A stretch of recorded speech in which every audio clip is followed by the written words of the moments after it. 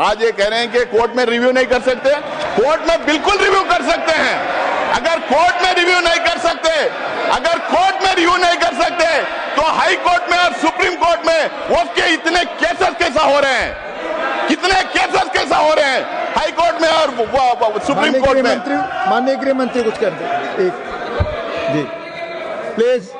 मान्यवर, मैं सदस्य को बीच में टोकना नहीं चाहता।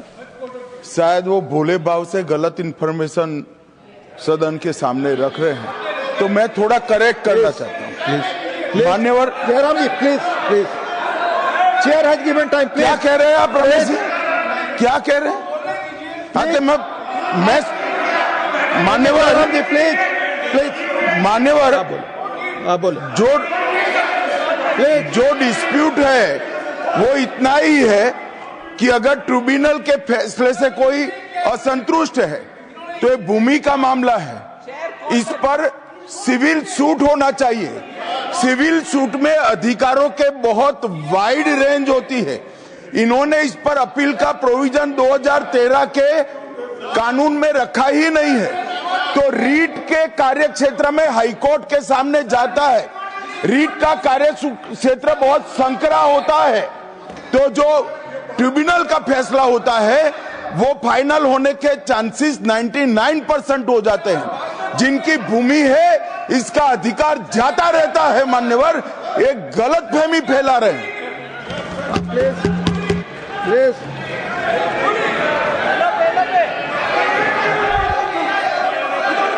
यस, आप ही को दे रहे हैं, आप सुनते नहीं सर। आप ही को कह रहा हूं मैं। सॉरी, अब शुरू की। देखिए साहब, वो बात कर रहे हैं और हमने रिजू जी साहब का तो बहुत शांति के साथ सुना, और रात में भी कल आपका भाषण वहां पर भी टीवी में पूरा सुना। कम से कम वो जो उन्होंने तैयारी करके लाए हैं, उन्होंने भी पढ़ के आए, वो तो कोई ऐसे वैसे बात नहीं कर रहे हैं। इसके ऊपर गंभीरता से अध्ययन करके वो आए हैं। उनका फ्लो बीच में चले जाता, विचार चले जाता। तो इसलिए मैं आपसे कृपा करके विनती करता हूं, उधर के लोगों को टोकना बंद करने के लिए कहो। जो कुछ कहना है वो अपनी बात उत्तर में कहे, मैं यही चाहता हूं। अब उनको कंट्रोल करिए। Doctor Syed Naseer Hussain please please. Sir, tribunal के बारे में इन्होंने कहा, रिजू जी ने, कि 2 थे, उन्होंने 1 बढ़ा दिया। 2013 में भी 3 ही थे, 2013 में भी 3 ही थे। 2013 में भी इस्लामिक स्कॉलर डोमेन एक्सपर्ट थे। बल्कि इन्होंने अभी कर दिया कि रिटायरिंग या सर्विंग। पहले हम लोगों ने सर्विंग जज को रखते थे। भ्रम में फैलाया जा रहा था कि वक्फ का ट्रिब्यूनल है, वक्फ कॉन्स्टिट्यूट करती है, लेकिन स्टेट गवर्नमेंट कॉन्स्टिट्यूट करता है, वक्फ बोर्ड नहीं कॉन्स्टिट्यूट करती है। ये भ्रम फैलाया जा रहा है। सर, इन्होंने एक नया प्रोविजन लाया, बोला कि सिर्फ मुसलमान दान कर सकता है, और दूसरी बात इन्होंने बोला कि 5 साल का प्रैक्टिसिंग होना। अब ये तो था पहले, जेपीसी को जाके आने के बाद अब ये कह रहे हैं कि उसको डेमोन्स्ट्रेट करना चाहिए। पहले तो प्रधानमंत्री कहते थे कि हम कपड़ों से पहचान लेते हैं। आप कैसा पहचानेंगे, हम कैसा डेमोन्स्ट्रेट करेंगे, कौन से कपड़े पहनना पड़ेगा? मैं टोपी पहन के जाऊं या दाढ़ी लगा के जाऊं, या कोई मेरे घर में सीसीटीवी कैमरा लगा के देखेगा मैं नमाज पढ़ रहा हूं या नहीं पढ़ रहा हूं? मस्जिदों में सीसीटीवी कैमरा लगाएगा, या और कोई तरीका होगा कि 5 साल कोई प्रैक्टिसिंग मुस्लिम है या नहीं पता करने के लिए? या नहीं कोई रिजू जी से मैं पूछना चाह रहा हूं, क्या एक दूसरा डिपार्टमेंट खोलेंगे कि ये आइडेंटिफाई करने के लिए प्रैक्टिसिंग मुस्लिम है या नहीं? और वो जो सर्टिफिकेट देंगे उस पे भी मोदी जी का ठप्पा रहेगा कि ये मुसलमान है या नहीं करके बोल के। हाँ, मोदी जी की फोटो भी लगा देंगे उस सर्टिफिकेट पे। Sir, Waqf by user, sir Waqf by user की बात, तो सबसे बड़ा मार जो इस बिल में ला रहे हैं वक्फ बाय यूजर। क्यों ये ला रहे हैं सबको पता है।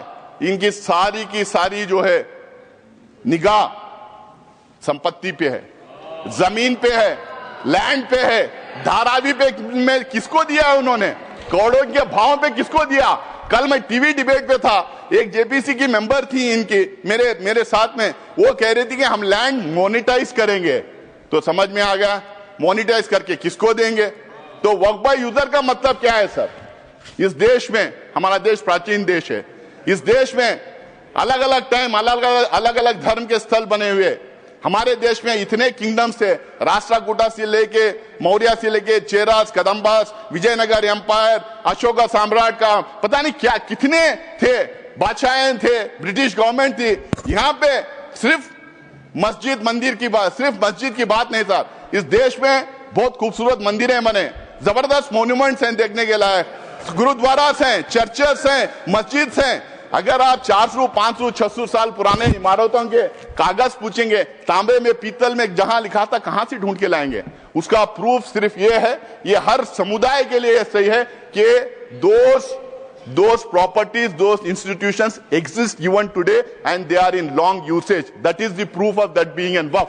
There is waqf by user, there is temple by user, there is gurudwara by user, there is church by user, there is mata by user, there are so many religious institutions by user. किसका proof मांगेंगे? जब हमने बोला तो ये बोले कि हम प्रोस्पेक्टिवली अब ये करेंगे, रेट्रोस्पेक्टिवली नहीं देखेंगे। भाई जो रजिस्टर्ड नहीं है वक्फ बाय यूजर, अगर 200-300 साल पुरानी है तो उसको कैसा मानेंगे आप? आप ये कह रहे हैं कि और दूसरा उसमें ये बोल रहे हैं कि डिस्प्यूटेड है। तो मैं प्लेसेस ऑफ वर्शिप टैग की बात कर रहा था। अगर डिस्प्यूटेड है, गवर्नमेंट है, तो फिर हम नहीं करेंगे। बट डिस्प्यूटेड कैसा है? डिस्प्यूटेड तो एक ही थी, वो बोले थे अयोध्या का मसला छोड़िए बाकी के पूरे इसमें आ जाएंगे। आप कैसा डिस्प्यूटेड, पुराने इदारों के डिस्प्यूट कैसा हो जाएगा? ये खोज रहे हैं बार बार देश में दंगे फसाद करवाने का, ये डिस्प्यूट करना, दंगे फसाद करवाना, अपना वोट बैंक क्रिएट करने की राजनीति कर रहे हैं वक्फ बाय यूजर को निकाल के। और दूसरा, अब ये कह रहे हैं कि हम उसको ले लेंगे। अब मेरा टाइम बढ़ाया है, मेरा पार्टी का टाइम लूंगा ऑलरेडी मैं मेरे पार्टी पार्टी का समय बाकी है, इनको 25 मिनट दीजिएगा। और उससे ज्यादा साहब ने कहा था। प्लीज तो सर अब एक बोलिए। 25 मिनट क्या 30 मिनट? समय यहाँ 20 मिनट लिखा हुआ है। देखो साहब, मैं 20 मिनट रात के 2:30 कृपया समय देखिए। मैं ऑलरेडी माननीय एलओपी ऑलरेडी बोलने से अतिरिक्त समय दिया मैंने। प्लीज आप मैं ले रहा हूं सर। आप सर दूसरा, सर आप ये कह रहे हैं कि वक्फ बाय यूजर ऐसा ही रहेगा जो रजिस्टर्ड है, और दूसरी तरफ कह रहे हैं कि पोर्टल हम नया ला रहे हैं और उस पोर्टल में हर एक वक्फ को फिर दोबारा रजिस्टर करना पड़ेगा। भाई वक्फ बाय यूजर वो रजिस्टर्ड हो गया तो सीधा उठा के डाल लीजिए उसमें, आप फिर दोबारा उनको क्यों रजिस्ट्रेशन करें? आप चाह रहे हैं कि फिर वो दोबारा पेपर उससे मांगे, आप पेपर ना दें, फिर आपके लोग जाके दंगा फसाद करें और आपका वोट बैंक बढ़ता रहे। ये आपका वो है। सर तीसरा, ढांचे की बात कर रहा हूं मैं। ये बहुत जोर जोर से रिजू जी बोल रहे थे कि ये सेक्युलर कैरेक्टर है वक्फ बोर्ड का सेक्युलर कैरेक्टर है। वक्फ बोर्ड सिर्फ एडमिनिस्ट्रेशन और गवर्नेंस नहीं देखती है, वक्फ बोर्ड रिलीजियस अफेयर्स में भी दखलंदाज करती है, रिलीजियस अफेयर्स भी देखती है। अगर आपको इतना ही है, अगर आप कह रहे हैं, अगर मैं आपकी बात भी मान लो, तो मैं आपसे पूछना चाहता हूं, क्या हिंदू रिलीजियस एक्ट के तहत जो इंस्टीट्यूशंस बने, एंडोमेंट एक्ट, मुद्रा department, places of Hindu religious places act, SGPC और अलग अलग समुदाय के जो इदारे जो बने हैं, क्या उसमें एक